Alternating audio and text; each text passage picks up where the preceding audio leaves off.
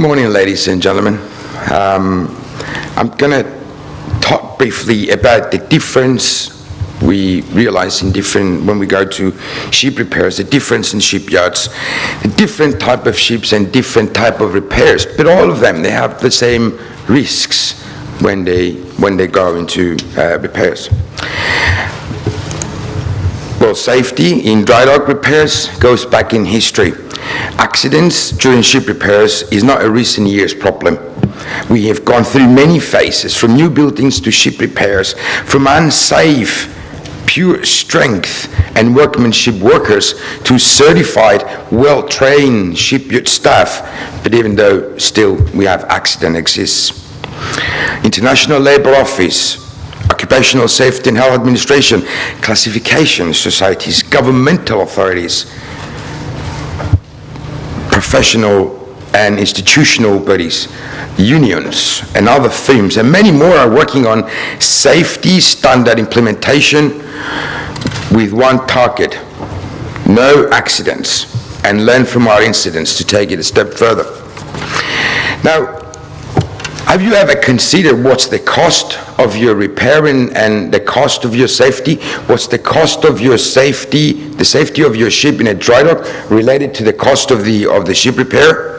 Obviously, you have the cost of labor, you have the cost of material, you have the cost of finance, the operation and administration cost, and at the end of the day, there will be some safety cost involved.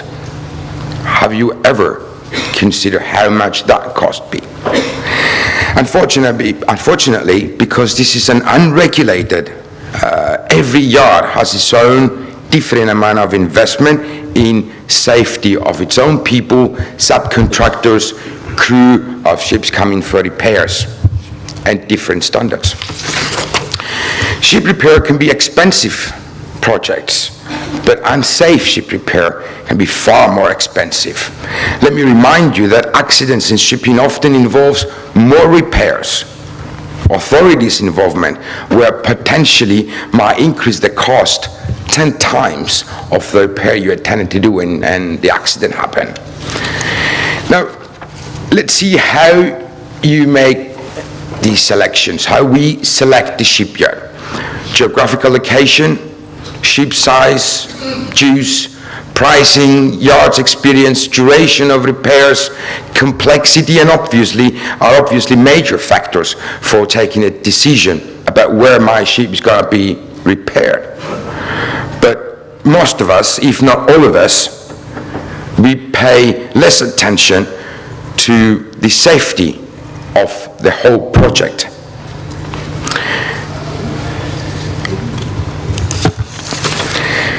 During shipyard selection, there are many departments involved. I want to throw a question here. How many of you from the audience work in safety departments? And how many in technical department? Have a few raised hands? Right. It's the same. Okay. It's the same, right? So during shipyard selection, there are many departments involved, but the involvement of safety department is, if any, very less in decision-making process where the ship will be dry docked. There are owners on the other side that they require, they have as a prerequisite for repairing a vessel, a documented safety system, and they need to verify its in implementation through auditing prior a contract is awarded.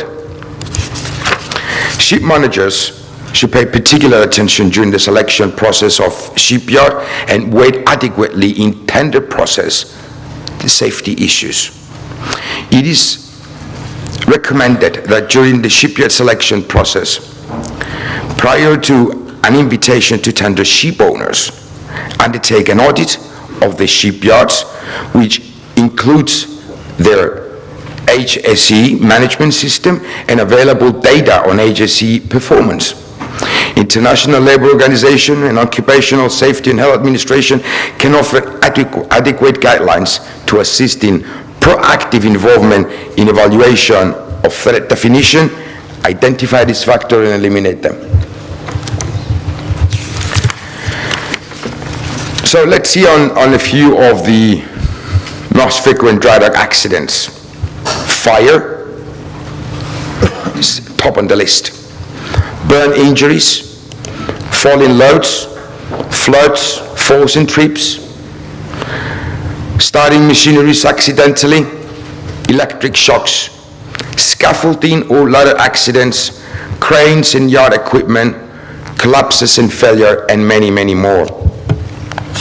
Those are from statistical records that we actually couldn't put in a perspective on a percentage-wise to see how much of accidents we have in a global study, but definitely fire we identified spontaneously was number one. Now, ship's crew and yacht workers and contractors, subcontractors of shipyards are often at risk from exposure to hazards that they create themselves. Even when staff leave the ship as a pedestrian, they have many hazards to negotiate from a general day-to-day business in a shipyard. At this stage, I would like to mention that ship breaking has never been a part of this study, because we don't anticipate a culture challenge in the near future. Looking at the picture taken last year, can anyone take the challenge of training those workers on safety issues? We have no options, ladies and gentlemen. That's the only option we have. Train them, educate them, generate the culture to make them work safe, so we have a safer work. Right, to maintain the level of hazard control, the shipyard needs to provide training to all persons who will be exposed to potential dangers during ship repairs. Master and owner of vessels undergoing repairs work in dock should expect the yard to have an accredited safety management, as I said before. These should be specifically incorporated procedure to inform and protect its own staff, customer, crew, and subcontractors, to provide essential safety advice for personnel arriving at the yard from their shore at sea. The shipyard's health safety department should carry out a safety induction training for all persons coming on board for a repair. The induction process for ship's crew takes place as soon as practical after ship arrives in dock and before contractors carry out any work. This requirement is incorporated into standard terms of repair contract. So take the contract and look what's included from a HSE perspective, safety and quality. Most shipyards committed to ensuring the repair work carried out in safe and controlled manner, and we have read that on every web page of all shipyards being visited to put this presentation together. Everybody works in a shipyard is committed to safety, every shipyard. Now, the ship and the yard managers meet daily to discuss matters affecting overall progress and quality. And at that opportunity, the first item on the agenda should be the health and safety, where all those present can state any problems they are experienced in the previous day and negotiate how to fix that for the current day and the following days.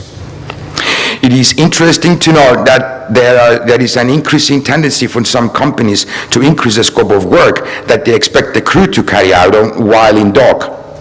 This does not normally present a problem in ships where a reasonable safety culture exists on board. We are used to that. What we are not used is to be in shipyard and other people cutting their work for the crew. Now, strong statements taken from various shipyard commitments, like continuous enhancement of agency competences and capabilities, building up commitments and leadership towards a better workplace safety culture, involvement and support from stakeholders. All these very, very nice statements are everywhere, but we have to identify if they follow those statements before we take a decision for the dry dock repairs. Now, let me give you a few examples on an audit content, daily follow-up and completion scoring of a shipyard. So during repairs in a shipyard are necessary the following. Safety factors. You need to identify, evaluate, and control initial safety information prior to arrival, prior to work commence, follow-up, and record a score. Firefighting capabilities, the proximity to resources, the available watch, the surveillance, what are the resources in case of fire. We have a fire on the ship. What's the atmospheric monitoring condition? Status of specs and of spaces, enclosed spaces, void spaces. Who is where, for what, for how long? Status of combustible material and solvents.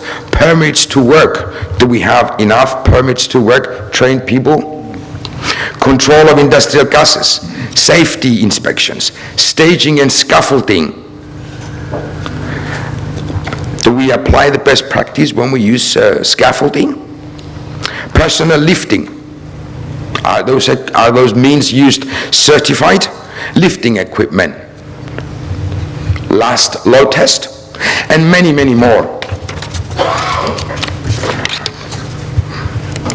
So, ladies and gentlemen, safety doesn't happen by accident. Accident happen in absence of safety. So what's the solution? For us, there is only one solution. Training that will create behavior, that will generate culture, training again, and we will all work safe. Safe dockings.